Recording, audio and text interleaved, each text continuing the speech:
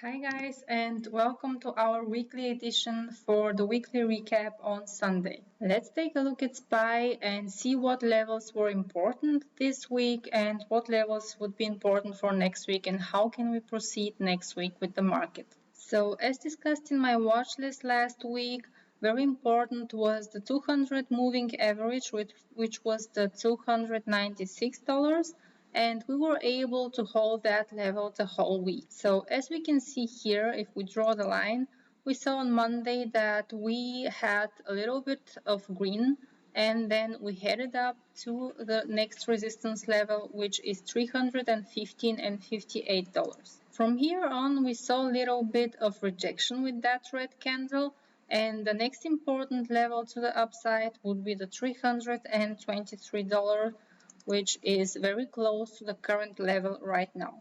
After that, the next level is the $339, which is also the all-time high. So going into next week, I would expect a little bit more of consolidation before we continue to go up again. Of course, we have to have in mind that we have increasing corona cases all over the world and we don't know how this is going to affect the market right now. So I would be very cautious with going too aggressive with any long positions.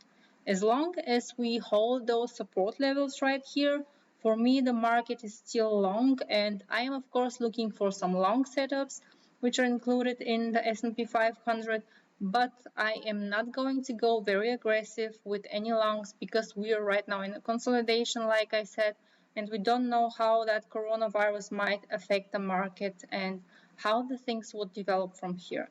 So be careful with too aggressive positions on the long side. Now let's take a look at the Qs, which is the tech sector. The tech sector has been very strong in the past and I traded a lot of stocks. The most stocks I'm trading are in the tech sector. It's been a very strong sector. We were able to make very huge gains. So I am continuing to watch, of course, stocks which are included in that sector.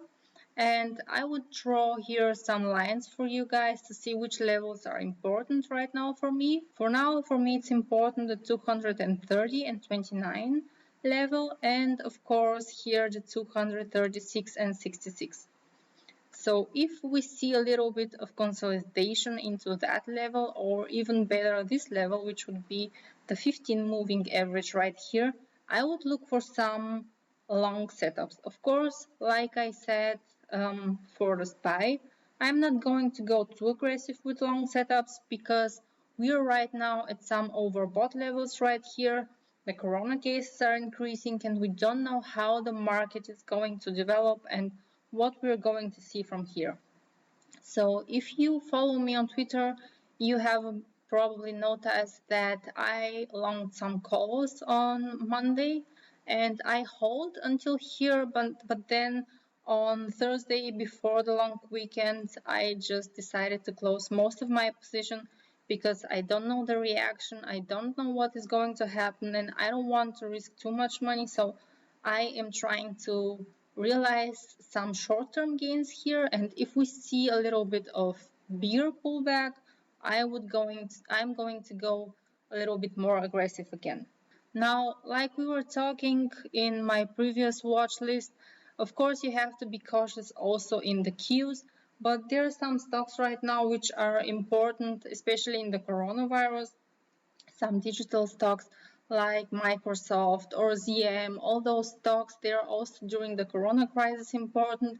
And I am doing, of course, some in-depth analysis in my watch list. And if you are interested in that, you can subscribe to my watch list. It's free and you would see which sectors I'm interested in and which stocks especially. And like I said, it's very important to understand that in the coronavirus, especially the most of the stocks from the tech sector, they've been going up the whole time. And I don't think, in my personal opinion, that this is going to change soon. So I continue to watch them very closely. I am still building some positions. But like I said, I'm not too aggressive at those levels because we made here some significant move. And I would like to see a little bit of pullback before we continue that rally. Of course, here something interesting to notice is that the more we go far from those moving averages here, the higher is the probability that we are going to see some kind of a pullback here. So I don't want to risk too much. I am trying to scale out of my positions, and as soon as I see some more pullback, I'm adding into my positions. And of course, for those index trades here like Qs or SPY, I am using some in the money calls, and I am not trading the ETF on itself. Like I said, I'm trying to use the leverage of those options, which is working very well in the past, and I continue to use those if I am longing some of the indexes here. So let's take a look right now at IWM, which is the small cap sector.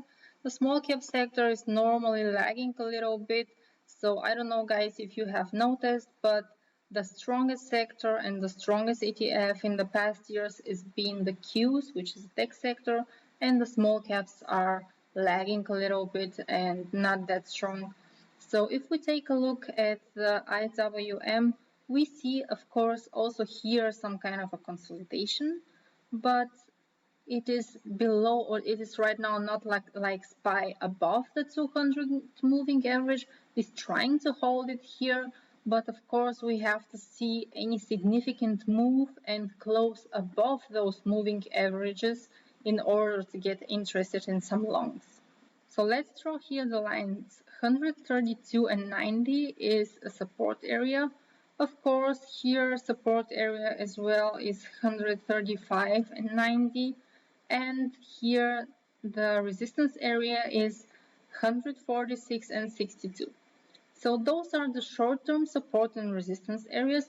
And as you can see here, guys, we are in a consolidation cycle, which means that it is very easy, especially for new traders, new beginners out there, to get caught up in that mess, get chopped out, and lose a lot of money because the market is trying to take a breath right now. And if you are chasing or trying to go long or short in any direction, it is very easy to get caught up in that noise and, of course, lose some money. So if you're interested more in that explanation of the market cycles, you can definitely check my video which I made recently about that. I would link that, and you can see how can you identify those cycles and, of course, what setups are useful for those cycles. If you want to trade in that consolidation cycle, it's very important to wait for some significant pullback and long right at the support and not wait too long or chase breakouts, because in that cycle breakouts are not going to work very well. For me, it's important, of course, for IWM to stay above those moving averages here, close above them, and see some more strength. Right now is similar to SPY, but a little bit weaker. Some consolidation here. So I'm not interested to get into any kind of stocks into that index. I'm just watching it as part of the three indexes which I'm watching. And if I trade one of the indexes, my best choice has always been for now the Qs, because they've been the strongest and is working, of course, very well in the past. But as well as in the other indexes, like I said, as long as we hold those higher highs and those support levels, I am still bullish. The important thing here would be not to get too aggressive with those stocks because, like I said, we made some move already and we don't want to be too late. We want to see some kind of a pullback to get some better entries and better risk reward, and not jump in and chase stocks. So guys, if you want to get some of my stocks which I'm watching and trading, of course, you're welcome to subscribe to my watch list, and I am going to share with you the link for my website.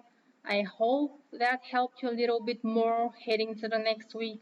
Stay patient, don't chase breakouts in that current market cycle, and to wait for some significant pullback. That's my plan.